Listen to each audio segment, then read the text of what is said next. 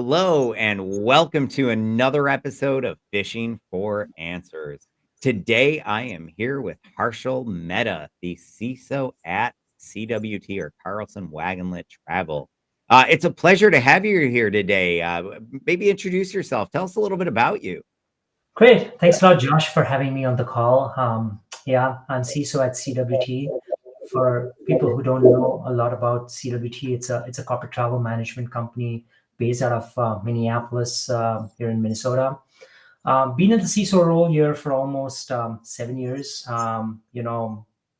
Before this, I've been into consulting with the big fours, with forensic firms, traveled across the globe, worked in multiple geographies, and really excited to be part of the podcast today. That's awesome. So, how did you get into cybersecurity to begin with? What? Because for a lot of us that have been in this for any time bit of time, cybersecurity wasn't always a thing. Yeah, it's a great, I would say journey, but the initial trigger for the journey was definitely not planned. Obviously, doing my engineering in technology, I never wanted to do source code reviews and develop codes, which was so traditional back in 2000s, and really the newer masters which I had was on infosec, which really triggered me because I was so curious about the people aspect, the process aspect, and doing more of a leadership kind of a role and helping organizations. Security was not big at that time, and I just gave it a shot. And I really enjoyed the journey so far because you, even though you are part of the some organization tagged as a tech resource, but your role cuts across so many other business units. You talk to legal, you talk to compliance, you talk to HR, you touch across the real operations of the world. So it's really fascinating when you really see the human aspect of it and what difference you can do with cyber. Yeah, no, absolutely. So, along those lines, what from the social aspect of leadership, what are your sort of thoughts about just the need to be more outgoing or more extroverted, if you will, as a cybersecurity leader? I think the first foremost is, a lot of people think us as tech resource, which is completely opposite to a cyber resource, wherein first thing I tell my team is you would not be able to succeed unless you know how we make money. That is the fundamental perspective of understanding how a business operates. How do we make money? That Yeah. helps us on prioritization of risk or any of the expenditure we are doing on cyber. But the Yeah, people you don't aspect make is money off of cybersecurity. yeah. But the people aspect is so prominent because that's where you connect with a kind of a human psychology on what is really troubling them. How are people reacting to it? I can give an example.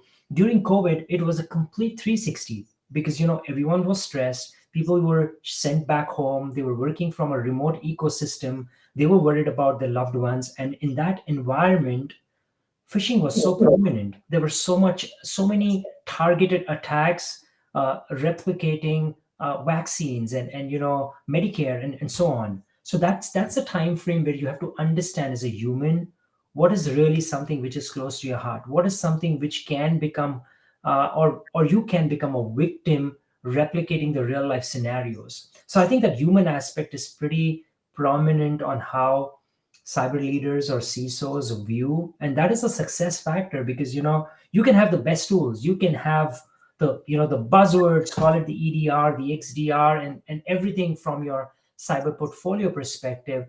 But if Go. the people are not trained well, if the people still click on phishing attacks, they still share passwords, um, yeah, it's not going to work.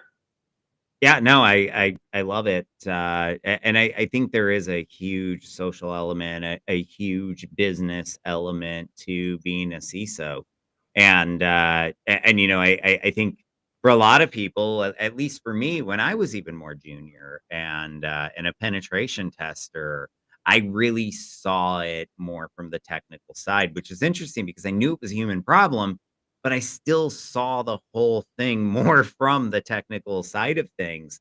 And it took me, go moving through my career to really understand just how much that was true and how much that social aspect mattered. And I know it's hard for a lot of people in cybersecurity because so many of us tend to be more introverted. You'd never know it about me, but my inclination is to be introverted. I just, beat that introvert constantly with a bat, and he, hides in a corner.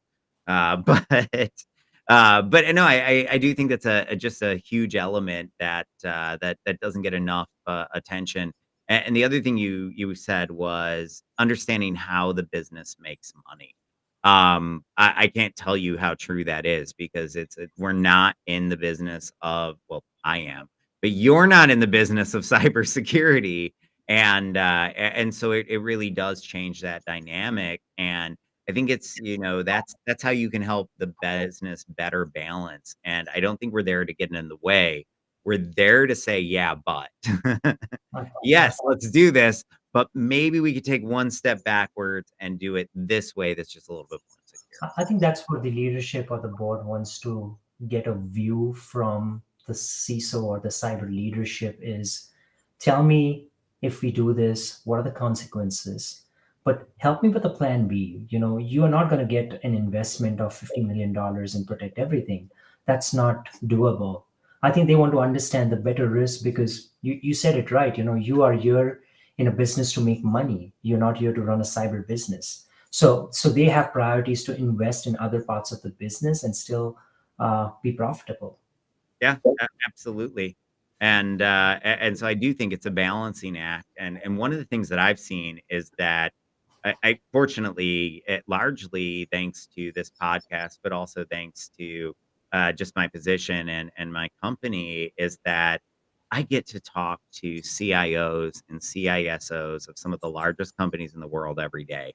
And one thing that all of the most successful leaders have in common is that they understand that business case. They understand that their job is not to get in the way, that their job is to empower and help people do it just a little bit more security, that their job or securely, that their job is to communicate that risk. And so it definitely, I think a huge thing that really separates, some of the CISOs is, how much do they understand that business side? Because until you can understand why that CEO doesn't care about cybersecurity, you still will. That's a different problem. If he doesn't care about security, that's a different problem. But yeah, yeah, But I don't think it's that he doesn't care. When I say that, I make it as a joke, I guess, partially because I do carry the role CEO. But I like to make the joke that when I was a pen tester, I was really rigid. It was my way or the highway. This is my network, the whole God mentality that so many get. And not saying that I did. But then, when I became a CISO, I really did. It was largely because I learned to balance that business case a little bit more. Uh, but then when I became a CEO, I did truly realize that it's not that the CEO doesn't care about cybersecurity. It's that they have 10 things on their plate that are a higher priority and more critical, and they don't have time to think about security right then. And so maybe they're relying on their people to do their job and do it right. But I think that's one of the things that stood out to me is just the amount of pressure and the amount of balancing that top executives have to do. They've got limited bandwidth, and only so many things can get that priority each day. I think that's the empowerment of the CISO and the technology leadership comes in is don't come every day for small problems. When you come in, there's a real problem, and that's where you get the right traction from the CEO or the board is when we come in and talk about an issue, it's a real issue. It's not that there are 10 low findings which are sitting in an internal web application which needs remediation efforts. So I think that's where the maturity and the leadership comes in is when you go to the leadership, you're going in with a thoughtful response on why do you need support on either financials or more resources. A- Absolutely. Okay, so you've been at this a while. Are there any tips or just general observations about security awareness that you've found over the years? Like things that you've learned, maybe it's a tip, maybe it's just something that you've observed that you find interesting. I think it's a great learning, great learning over the years, working with various organizations. Earlier in my career, and a lot of organizations use this approach, which is a carrot and stick is this is an awareness program. You got 30 days to execute the training. You do it. If you don't do it, we're going to do escalations. It's rigid, it's monotonous. It gets to a point where people do not really understand the real implications of not doing the awareness program. It's just checking the box for a lot of people, and at the end of the day, the effectiveness of that program really is not there. Over the years, what we really achieved and still ongoing is to change and make security as part of the culture of the organization. A lot of examples there. I think the first one, obviously, it has to be a top-down approach. You can't have Sorry, did you say top down? top-down approach. Yeah. It's not that the awareness program only needs to be done by junior staff, operation agents, technology staff. It has to be driven from the senior leadership. They have to set an example by doing this first in the process, showcasing why it's important. Number two is the training program in itself. We found that the content made a lot of impact to the organization. Over the time, every year, there is a genuine effort from my team to make the content real life. And I'm going to just make a tool suggestion. I'm not saying people should go and look at it, but we use Know Before. We use now Know We Before. don't talk about that here. Yeah, but the content which was there from a very traditional, um, you know, I would say presentation slide based to a real video made a lot of impact to the people. They could see why this is really important, and they could connect with the awareness program. Another example which we did was linking this to their personal lives, which was really critical. A lot of people have young kids, they want to have a control on how social media, which is a big thing right now everywhere, on how social media should be controlled for young kids. How can we control so many connected devices in our home? That's another aspect which is so critical. We have everything connected, starting with the EV car. Those are the examples which help them to understand how an EV car can be controlled through a spam or a phishing attack, which can lead to a disaster. So I think those real-time examples connected them. There was another campaign which we did during holiday time frame or even tax seasons where people saw this could be real. A lot of the times people are like, oh yeah, that's a tax season, everyone's going to flood me with tax information, and we're going to be tax consultants, save your millions of dollars. But there are real scenarios where people get phished. Their bank account gets compromised, their social gets compromised. So I think those scenarios help them to be connected with us more regularly, rather than just doing, yeah, it's a 30-minute training, we have to do it, I have to go to the last space, acknowledge the completion of the training, and move on. They every year they looked forward to doing the training with the new content. So I couldn't agree more that that what you do, that content is incredibly important.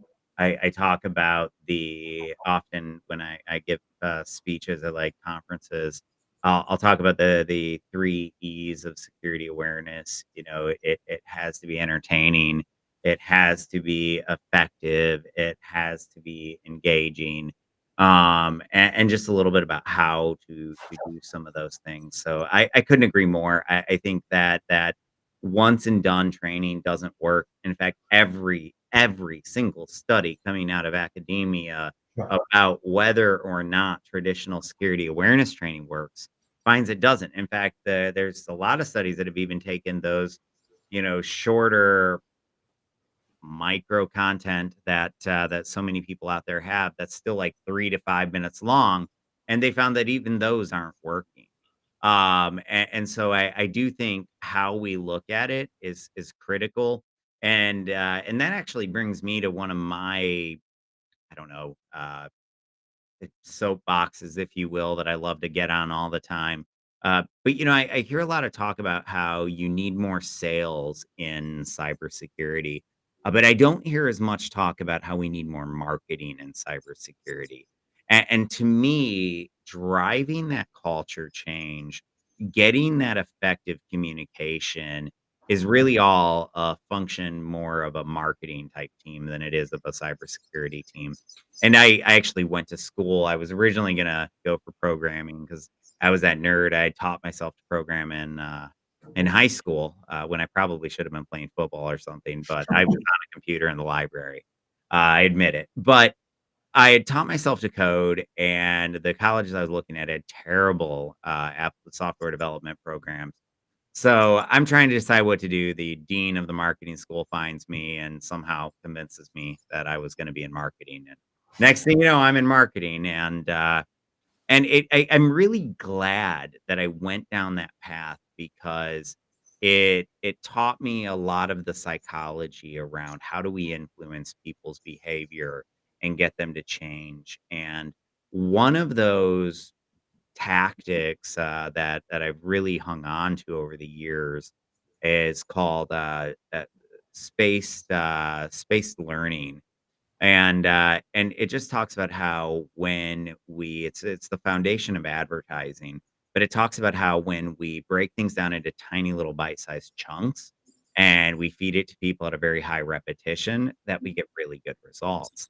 And so if you look at like Coca-Cola and really all the brands, when you and I were younger and just getting into tech maybe, commercials were 30 to 60 seconds, but now you look at them and they're 10 to 30 seconds Yeah. max.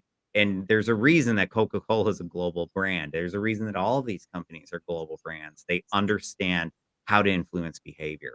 And so when I look at security awareness training, I really come at it from that we've got to do things at a much higher frequency, with much smaller touch points. And when we do, we can be in their inbox every single week of the year, training them about cybersecurity and not even eat up an hour of their time. Yeah, Uh, that's a great point, and I think that's a continuation of, we have a awareness program which runs. Then we have snippets of, how do we engage, because you said three E's. I think the engagement part is pretty critical, because Engagement is huge. That's probably yeah, one of the most important. the two E's which I really concentrate on is, one is the engagement piece and the other is the empathy piece, because those are critical. Because um, first, on the engagement piece, you don't want to engage them once in a year. You want them continually be engaged. How do we engage them constantly? We launched something called as Inside Man series, which is like a Netflix. They look at the videos, and kid me not, when we started this program, we were like, would people have time to go on and look at this 30 minutes, 5 episodes to understand security? Don't know. We started the journey. We are in season 5, and that's been a huge success, because the next generation of the people understand and connect when something is being you know driven down through a messaging content, and they can get that more clearly rather than a paper based exercise. That's one. Empathy is critical as well. As I said, they are here to make money for us. I don't want them to be constantly taking awareness training every 2 weeks, and then we are bombarded, and then we see service level agreements which are dropped. How do we catch people who are good at it, and how do we catch people who are not good at it? So you bring up a really good point. I think we focus way too much as an industry, not necessarily, not talking about you. I think you understand and see the empathy side of this really well, where not always does that happen in every organization. And I think one of the things that we really need to do a better job at is not just catch people when they're doing it wrong and tell them when they're doing it wrong, but also catch them when they're doing it right and tell them when they're doing it right. One of the things that we have and that I think makes it really effective is that we well, I'll go into that later, but we have the immediate follow-up with every single fish. So if they report a fish, and it's a simulation, they have the instant follow-up. If they report a fish and it's unknown, they still have instant follow-up, just telling them, "Hey, we've routed this to your IT team." And then as soon as you click fish in the back end, it's back in their inbox, praising them, calling them a cyber hero. And I think that that praise, those kudos, that taking every opportunity you get to tell somebody how good they're doing is more important than, helping them realize their mistake. Now, the Correct. mistake is equally as important. I think we make mistakes there too, because the second that mistake is realized, there's an emotional response, and that emotional response makes that user very prone to learning. And so, you can anchor that with really strong just-in-time training to really, get that better, those better results. Um, Yeah. so one of the I guess I haven't directly asked you the question. I'm sure I know the answer, but let's just directly ask it. Carrot or stick, if you could only use one, what do you go with? I think, with if this was 3 years back, before COVID, something, I would have always gone with a stake and say, you fail three phishing attacks, you're out of the organization. 3 strikes and you're out. I think that's changing because you have to understand the human aspect of it. Um, the sophistication of the phishing attacks is going more and more ahead. They are using significant newer technologies, and we can touch about deepfake anytime later. But those are the kind of attacks which are really sophisticated, and you cannot use a carrot approach to penalize a user who has been a great user who has always reported a phishing attack, and there's suddenly a sophisticated attack which he has clicked on, and you use a disciplinary process against him or her. So I think to to have a It's not positive change qua in the Oh, go ahead. Finish. to have a positive change in the organization where cyber is embraced with open hearts. I feel the carrot is much better, mechanism, and it can depend on the verticals. For a very highly regulated organization, obviously the stick mechanism works well. But for someone like us, where we are trying to embrace the cultural change, where we want to bring people at the center of the cyber program. I feel carrot is much better approach. I couldn't agree more. I'm a big carrot fan. I mean, but I've tried the stick. I think a lot of us have tried the stick in our career. I remember when at my very first security awareness company, my first idea was we're going to create scareware. And we're actually, because this was hackers trying to come up with security awareness, and so we write actual scareware that makes it seem like your computer is burning to the ground. And then as these pop-ups that you can't get rid of that are on top of everything, that say, "You just, did this," and they like, I understand," like 12 times. We had them click, no joke, "I understand," 12 times. Um, but it really helped me realize the stick doesn't work. It's not effective. There's still a lot of people, and like very influential people in this industry, that would still argue that the only thing they should be using is the stick. But I really feel that the old adage, "You catch more flies with honey than with vinegar," is true, particularly here, and that this is one of those aspects where we can do better by starting with why, and by helping them connect the dots. So you talked about how when you tell them, you make it personal, it gets better results. And I think it's the same principle as this study that I read that talked about how when we contextualize training to somebody's role, it makes it 15 times more effective. I think it's the exact same thing happening just in different ways. The difference between the training in both cases or both scenarios here that worked and didn't work was that in one case they're telling them why they're connecting it to their personal life. In this case, they're connecting it to their professional life, but it's still the exact same of making it personal, helping Yeah. it to be more real for them. So to that regard, what is your take on role-based training? Yeah, it's pretty critical, and I think that's the I would say that's the journey which we have gone from. This is a training for 12,000, 15,000 employees in the organization, compared to this is the training for our frontline agents who see different type of attacks, compared to a tech guy who see a different kind of attacks. Their No, maturity of identifying a threat is different, and their attack factor is also different. I would not be training a frontline agent on how to secure a privilege account. But that's pretty critical if I don't train my tech staff on it. And I can't have a generalized training which talks about privilege account, and the frontline would be like, what is this? So I think that is pretty critical to have role-based training attack. I would go one step ahead and even do role-based simulation attacks, because that's yeah. another aspect where a lot of organization, it's a good start to do simulation of phishing exercises. Well, the bad guys are already doing it, Yeah, against us. We see correct. our staff get role-based training every day. I don't think anyone in this industry has not seen that at this point. So, no, I completely agree. I think that role-based training, part of that is phishing.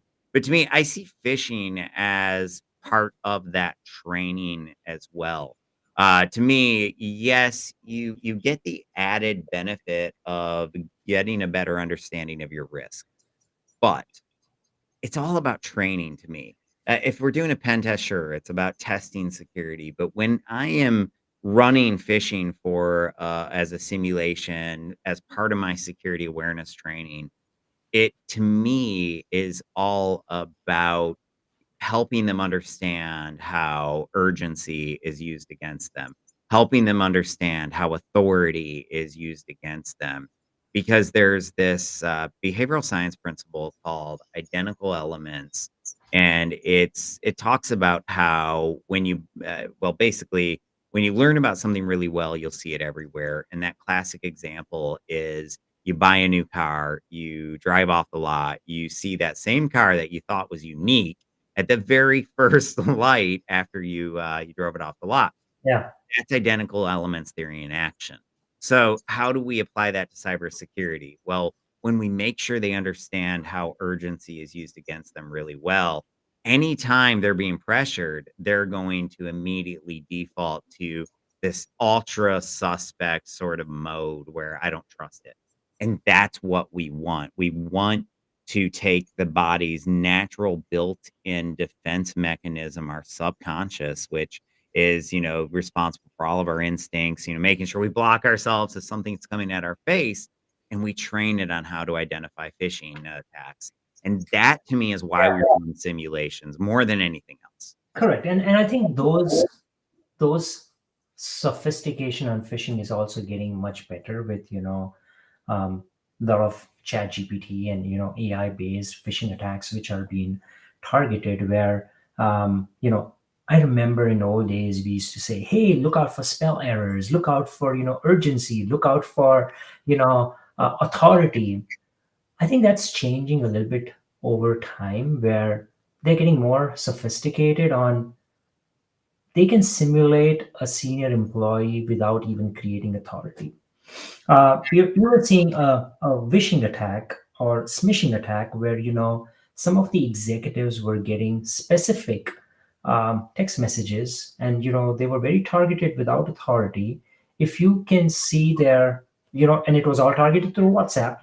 A fake profile was created on WhatsApp with an executive's photo and everything. You would feel at a lower level, oh, that's a CEO trying to contact me for something.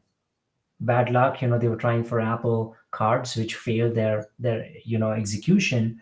But we have seen real attacks where someone's trying to message and say, hey, you are selected for a jury duty. That's pretty common. You get jury duty messages without knowing who the sender is. You click on the link and boom, now you are entering into a portal, your social number, whatever, your personal details, and you don't even know the authenticity of these messages. So they're getting smarter. Yeah, I got one the other day where they actually, that same jury duty one, and they spoofed the local sheriff's department phone number. So my phone says the sheriff's department's calling me. I pick it up and I actually do their security awareness training. So I call them up and I'm like, "Hey, I think somebody's impersonating you." They're like, "Yeah, we actually sent an alert about it yesterday. Did you check your email?" And I was like, "No, I don't." But uh, anyway, I mean, it really is. They're getting very sophisticated. You're 100% on. Like the advice we used to give is no longer accurate, because these large language models are allowing people that barely know the language to craft immaculate emails that are just phenomenal and very convincing and very compelling. Yeah. And that's the reason I think we have to train not on, oh, right click and go to the headers and look at this. No, trust your gut. Your Zero gut. trust model. I think that's where we train them is you trust no one except yourself. If you get something which you don't trust, you're not expecting it, ignore it. If there's an urgency, that person is going to use another mechanism to call you up or send another email to follow up. But in that moment, again, that's where the human psychology, the human temperament comes so important. There's so much stuff happening. You're in between COVID, with the new virus, you're sick, you have so many emails, and then suddenly email comes in and you click on it. Yeah, So that's where you have to constantly train them on being aware every time. yeah, you do. You really do. So AI has changed so much. I mean, the threat landscape from what it used to be to what it is right now, we're already talking about it. We've already hit on deep fakes and AI driven phishing, at least at some level. I know the AI driven phishing I see every day. What about you? I mean, how bad is it? So we have seen, if we take in account all the accumulation of our phishing attacks, I can attribute 10 to 15% are now originating from AI. Those are sophisticated.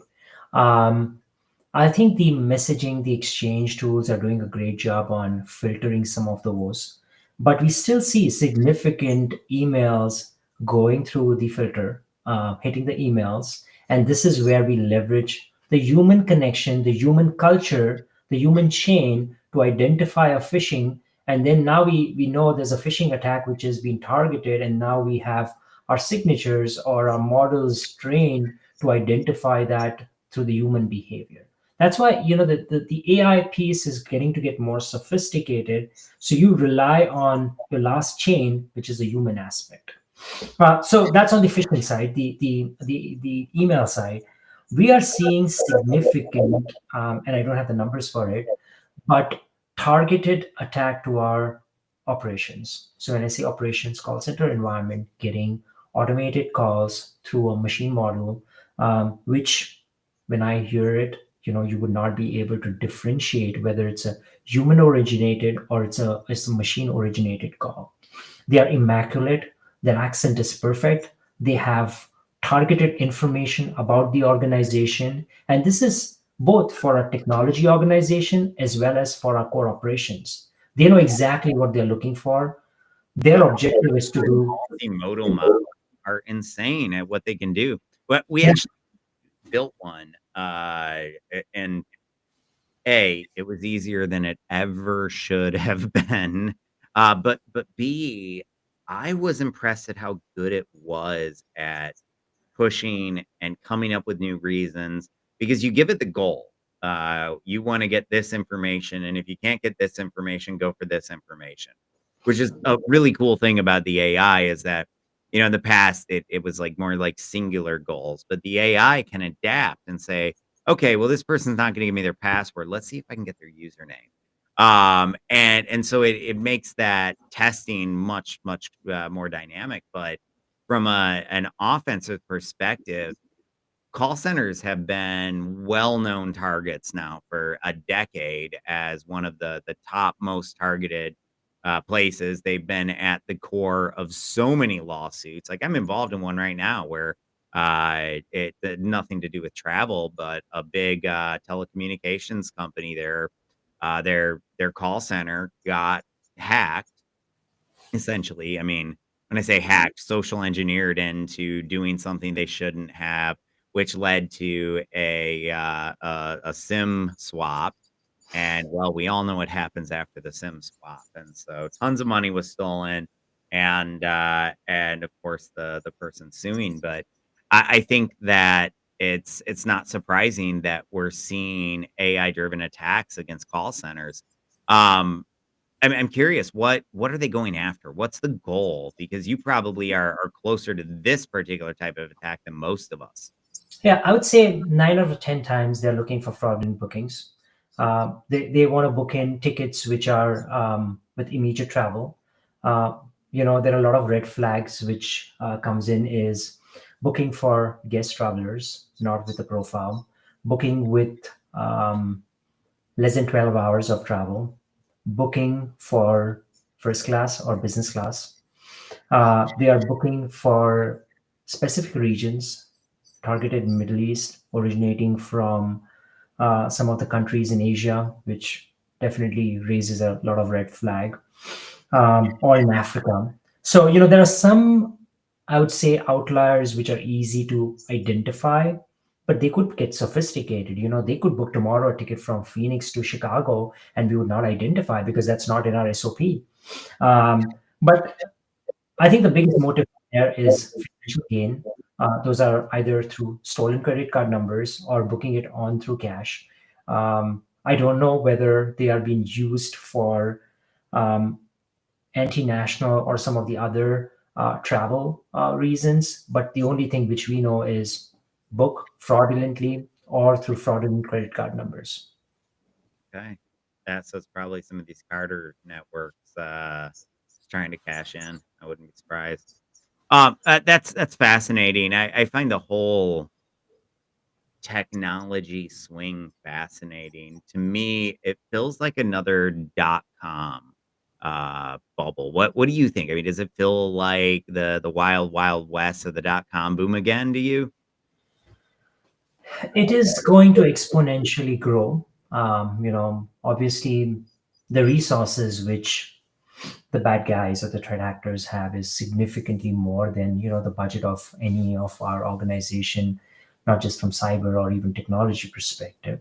I think this is where the compensating controls, this is where the culture, this is where the SOP and the guardrails which you put in is going to be more effective going forward. Agreed. Even um, that low tech SOP is probably one of the most effective things we it's have. most effective. People don't know our SOP. We change our SOP every month. You call me up like yesterday and say, oh yeah, I'll check for 1 2 3, and next month you call and it's like, that's not the SOP.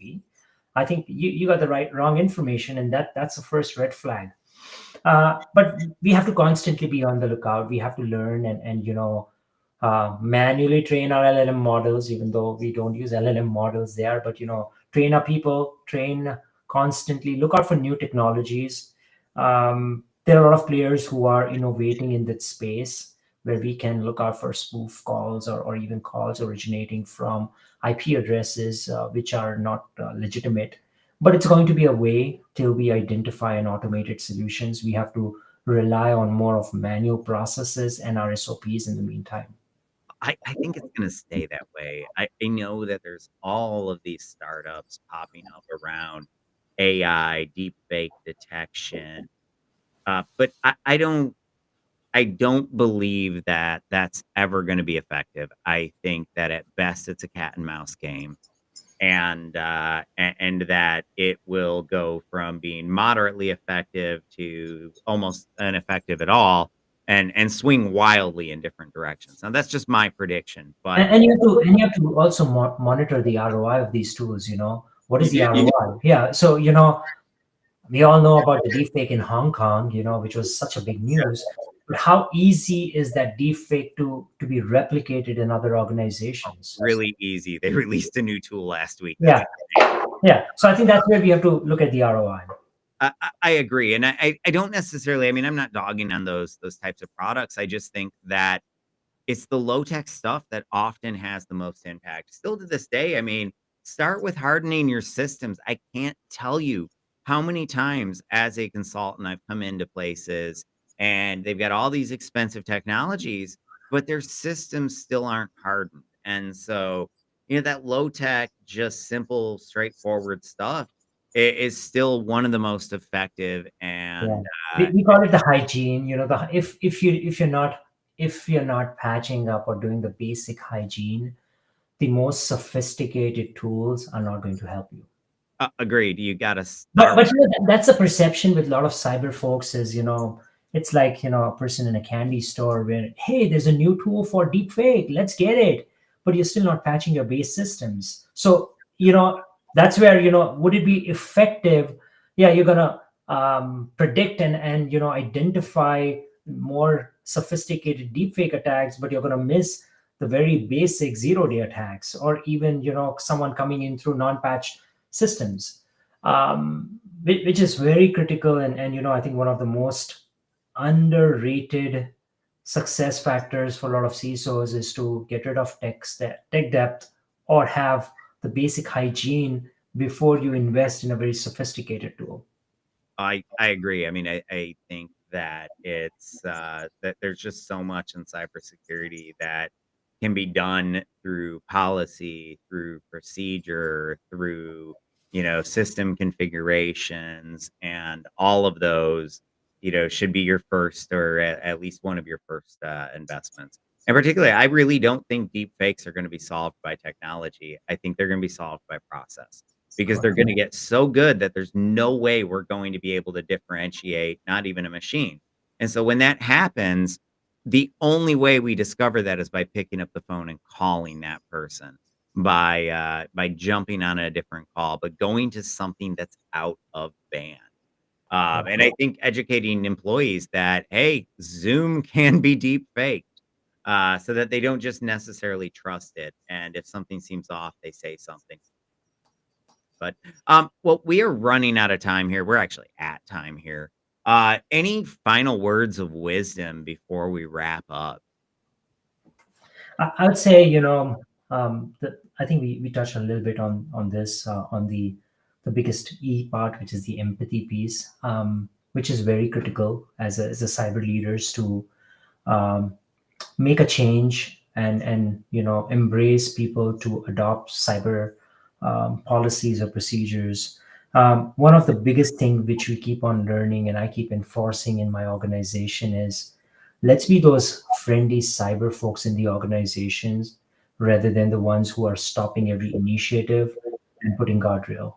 If people are not approaching you with problems, you're not going to identify those. You can have the best of the tools, you can have best of technologies, but if you don't know of an asset which is still in the ecosystem, which is not being plugged in, which is going to be not patched, those conversations would only come in if you talk to the people, if you empathize on the conversations, by saying it's okay to identify a box, or it's okay to identify a suspicious behavior, and let's solve the problem, rather than de-intensifying them by reporting something which could harm their career path.